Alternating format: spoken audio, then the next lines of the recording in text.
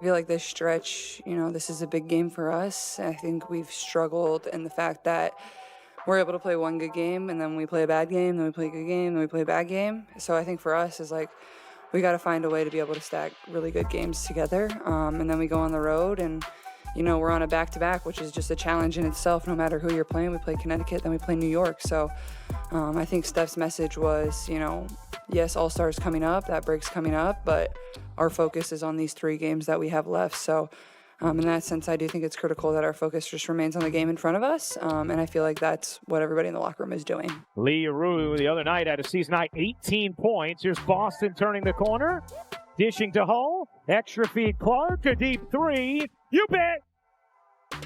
And he actually brought up stats from a shooting slump Steph Curry went through. She said that made her feel a lot better. That pass will as well, right on the money to Mitchell. Cunningham attacked the closeout. Clark, the rejection of Quinterly. Clark, the flick ahead. Oh, beautifully done. Touchdown fever. Basketball fans have been eating up one of the craziest rivalries the sport has ever seen. Caitlin Clark versus Paige Beckers.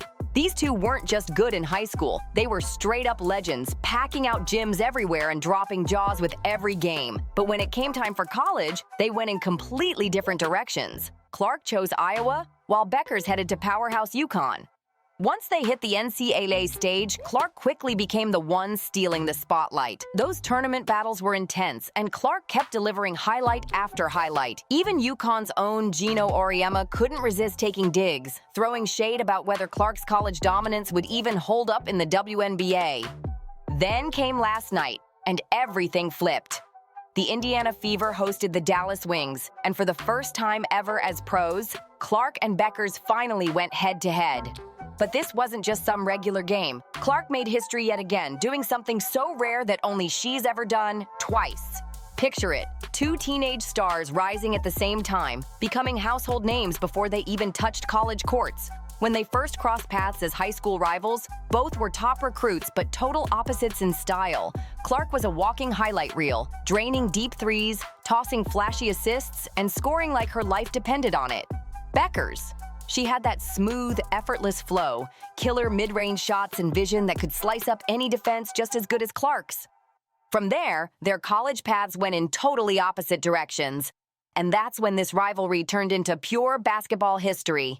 Paige Beckers made the gutsy choice to join the iconic UConn dynasty under coaching legend Gino Auriemma, a program already stacked with banners, trophies, and championship pedigree. Meanwhile, Caitlin Clark went the road less traveled, committing to Iowa, a school desperate to finally break through and prove it belonged with the heavyweights. That one decision lit the fuse for some of the wildest NCAA tournament battles we've ever seen, games that would lock both of their names into basketball lore forever. Clark's Iowa squad straight up crushed UConn's Final Four, hopes in a March Madness showdown for the ages. Clark delivered a 41-point explosion that had the entire basketball world buzzing, single-handedly sending the Huskies packing. Across 3 head-to-head clashes in college, Clark walked away with 2 wins, and suddenly everyone, from fans to analysts, was picking sides like it was a heavyweight title fight. This wasn't just a rivalry anymore. It felt like 2 future legends battling for the crown. And of course, Gino Auriemma had plenty to say. He didn't hold back, throwing jabs at Clark's wild shot selection and even questioning if her flashy game would really thrive in the WNBA. To him, Beckers' smooth, disciplined style looked like the safer, smarter bet for long-term success. Clark's fearless scoring sprees versus Beckers' calm, surgical efficiency gave fans 2 totally different visions of greatness. So when both stars finally declared for the WNBA draft, the hype went through the roof. People were begging to see their first pro clash. That moment finally came. Clark entered their WNBA debut duel with a 2-1 edge from college, but now the stakes were sky high.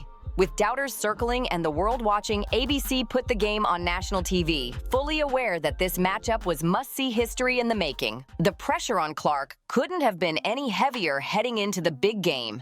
Her Indiana Fever were in full meltdown mode, dropping ugly losses to teams they should have crushed without breaking a sweat. First, the LA Sparks took them down, and then the Golden State Valkyries handed them another humiliating defeat, leaving fans completely stunned. These weren't powerhouse squads. These were games Indiana had no business losing. But the real drama? It was brewing off the court. Cunningham attacked the closeout. Clark, the rejection of Quinterly. Clark, the flick ahead. Oh, beautifully done. Touchdown Fever.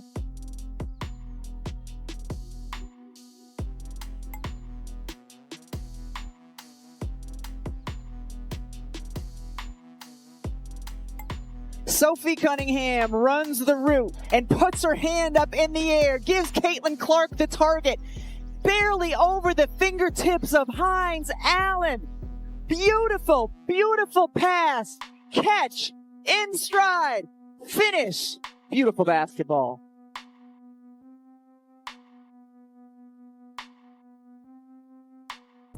There was a full-on philosophical clash between Clark and head coach Stephanie White. Clark wanted to play her way, fast, flashy, and fearless, pushing the pace, running the floor, and lighting up the scoreboard with that chaotic, high-octane style fans couldn't get enough of. White, though, wasn't having it. She believed in a slow, controlled half-court setup where every play was by the book. That clash of visions created serious friction inside the locker room. Clark is at her best when the game is wild and free, but White's rigid system felt like it was putting chains on her highlight reel magic. Everything came to a head during that heated game against the Atlanta Dream, the exact moment when Clark and White were caught on camera in a fiery sideline argument. The clip blew up instantly, showing the whole world just how tense things had gotten between the team's superstar and its coach. And if that wasn't enough chaos, the Fever's roster was a revolving door. Clark was still shaking off rust after coming back from injury, struggling to get back to her usual form. Damiris Dantas had just returned from national team play, throwing the team's chemistry completely out of sync. Rotations were changing nonstop, roles kept shifting, and nobody could figure out where they fit in. Offensively, it had gotten downright ugly to watch. Missed shots piled up game after game, and sloppy turnovers crushed any chance the Fever had to build momentum. That fast break chaos Clark usually lives for? Completely gone. Even Clark herself admitted the team was stuck in a vicious cycle, saying, "I think we've struggled in the fact that we're able to play one good game, and then we play a bad game. Then we play a good game, then we play a bad game." Her shooting slump quickly became one of the hottest topics in the league. Clark didn't hide from it, owning up to the struggles but promising she'd never stop letting it fly, even comparing her rough nights to those rare cold streaks from Steph Curry. Fans loved the confidence, but the pressure kept building. The turning point came when Indiana finally snapped their skid with a gritty win over Atlanta. But that victory didn't magically solve anything. The philosophical war between Clark and Coach White was still raging, just sitting there like a ticking time bomb ready to blow. That made the Dallas matchup the ultimate test. Everyone wanted to know, would White finally loosen the reins and let Clark run wild? Or would she keep forcing that slow, rigid style that kept killing Clark's game? Feel like this was one of their best games as far as playing Fever basketball, which is a fast-paced style of basketball. They played Fever basketball for, I would say, about 75 to 80% of the game. And we have obviously seen this style of basketball, the style of basketball that we all know and love from the Indiana Fever, but we have only really seen it in short spurts. There have been so many games and so many times throughout this season where it feels like the Fever system is a slow down basketball type of system. Their offense wasn't running smoothly, but in this game, they were playing quick. They were moving the ball around. They had so many points off of the fast break. Good dub. 2 in a row. 2 more to All-Star. Let's go. W. Oh, Fever down, so you already know what's coming. Bow, bow, bow! On to the next. Hell yeah! Can you use that one? Let's go, baby. Give your jersey to Kristen. W. Now we gotta go get another one. With Paige Beckers waiting on the other side, the stakes were sky high, and Clark was desperate to prove her way could actually win at the pro level. Then, out of nowhere, everything changed. Stephanie White finally gave Clark full control of the offense. Against Dallas, White made a game-changing call. She handed Clark the keys and let her dictate the entire tempo. This wasn't just a small adjustment, it was a full power shift, with White finally trusting Clark to lead her squad at that blazing fast pace she was born to play.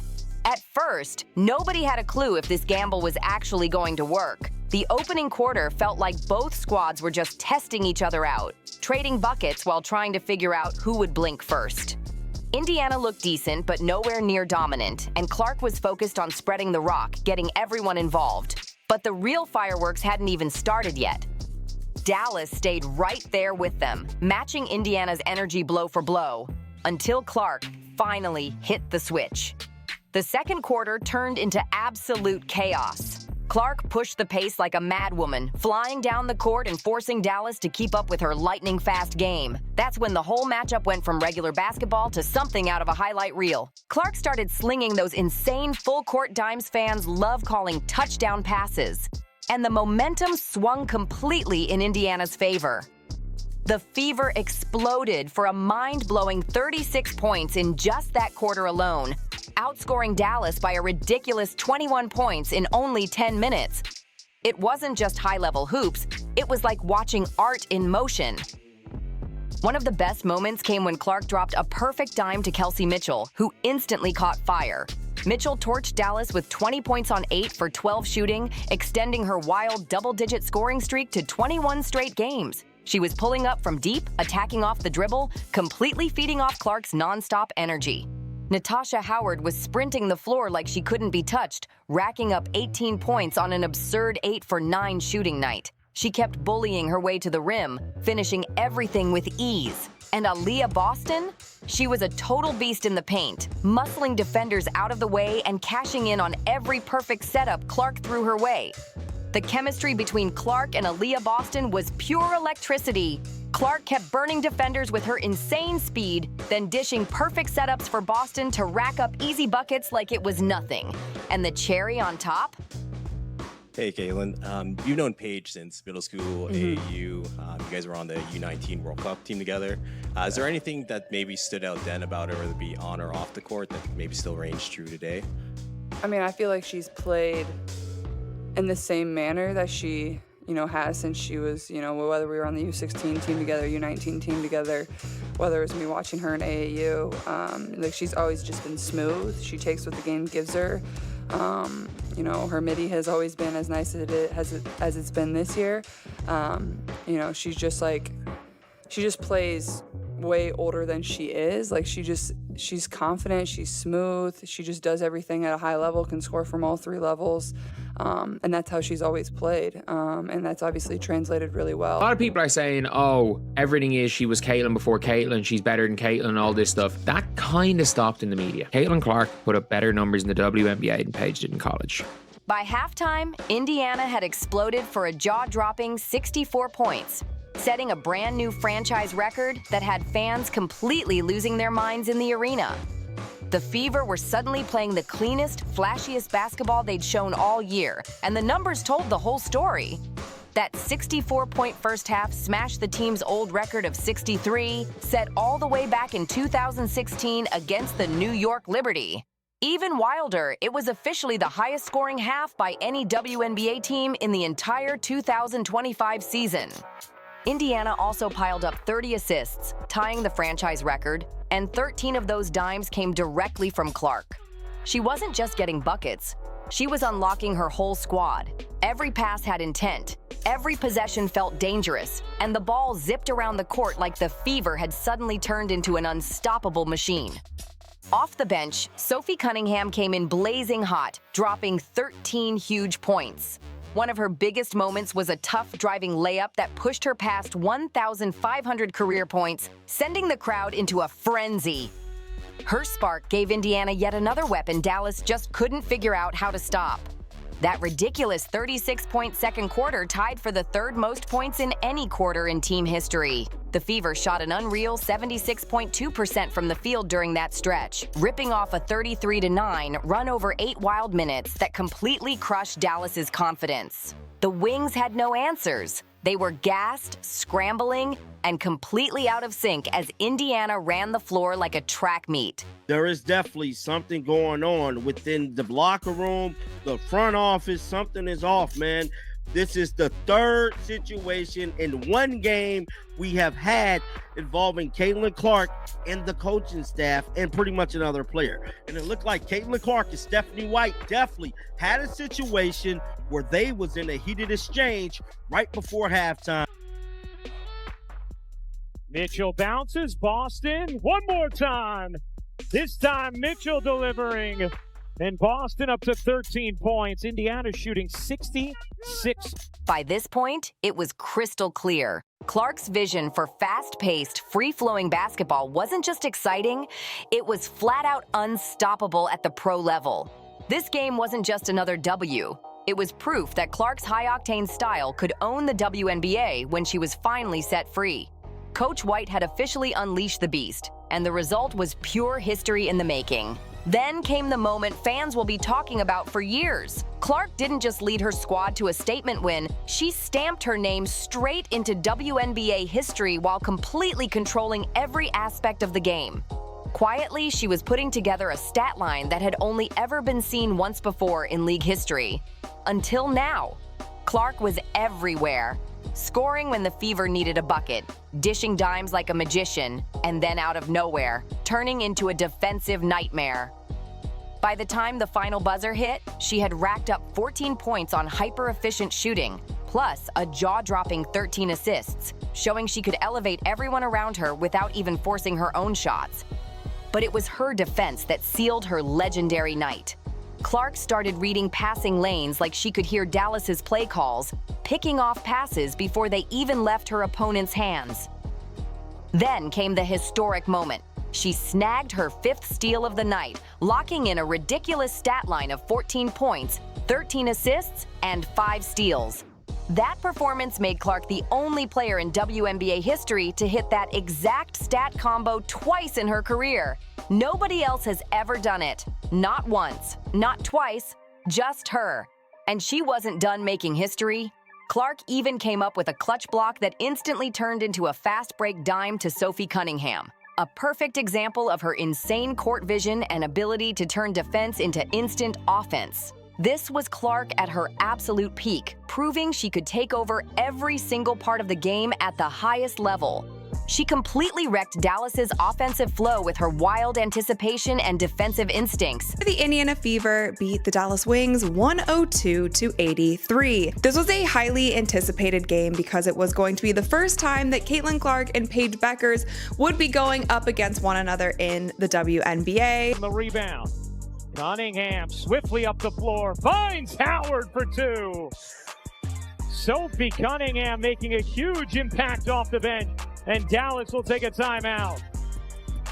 In this lineup, Natasha Howard is the quickest post player. Every possession felt like a ticking time bomb whenever she was on the court. Paige Beckers and the Wings simply had no answer for Clark's all-around dominance, and the numbers told the story loud and clear. The biggest shock of the night? Dallas star Arike Ogunbowale, usually one of the league's most dangerous scorers, went 0 for 10 from the field and finished with just 2 points. For a player with her resume, that was unthinkable. But Clark's relentless pressure, combined with Indiana's swarming team defense, made her vanish completely. Dallas's game plan backfired in the worst way possible. They tried everything, grabbing Clark off the ball, bumping her on screens, getting physical to throw her off. But every time they tried to rough her up, she flipped it right back on them. Clark used their aggression against them, finding open teammates, slicing through the defense, and punishing every single mistake the Wings made. By the time the final buzzer sounded, the scoreboard said everything loud and clear. Indiana 102, Dallas 83. Clark had answered every critic, shut down every doubter, and proved beyond question that she was built for the WNBA spotlight. This wasn't just a win, it was a statement to the entire league. Clark dominated on both ends of the floor, leading her squad to a blowout while completely shutting down one of the league's most feared scorers. And just like that, her rivalry with Paige Beckers officially leveled up. Clark didn't just beat Beckers, she set the tone, showing that she wasn't just surviving at the pro level, she was rewriting what dominance looks like in today's WNBA. And he actually brought up stats from a shooting slump Steph Curry went through. She said that made her feel a lot better. That pass will as well, right on the money to Mitchell. A tenacious start from Caitlin Clark. Here's a Wale off on a three. Long rebound. Mitchell, you're not going to catch her. Kelsey Mitchell in for two. They elevate each other because of how hard they compete. Nice look. Aaliyah Boston with a gorgeous dime to Kelsey Mitchell. Diana said it best. This kid's in for a rude awakening. And they all jumped over her, but they didn't read the whole thing that she said. But nobody's printing. You know, Diana Taurasi was right. This kid's on the wrong team. She's got the wrong skill set to handle the physicality of that league. And she's a rookie. And if you're a WNBA player, if you're any kind of player, you're going to say, I'm going to make a statement.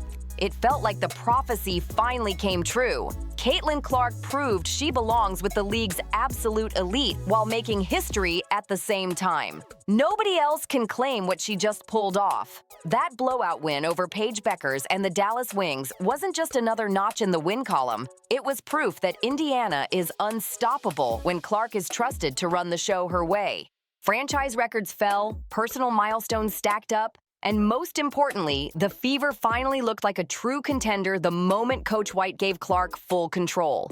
With the second half of the 2025 season heating up, and this pro rivalry with Beckers just getting started, fans everywhere have every reason to be hyped for what's coming next.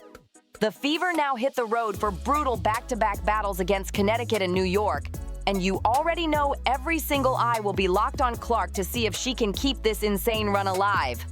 These next games could be the real test of just how far Indiana can go with Clark running the show. If you're hyped about Clark and the Fever's crazy future, drop a CC record breaker in the comments right now. Smash that like button, hit subscribe, and make sure you turn on every notification so you don't miss a single update on this wild rivalry. Share this with all your basketball friends who love seeing history in the making, because Clark versus Beckers is only getting started. Click the video right here for more, and we'll catch you in the next one.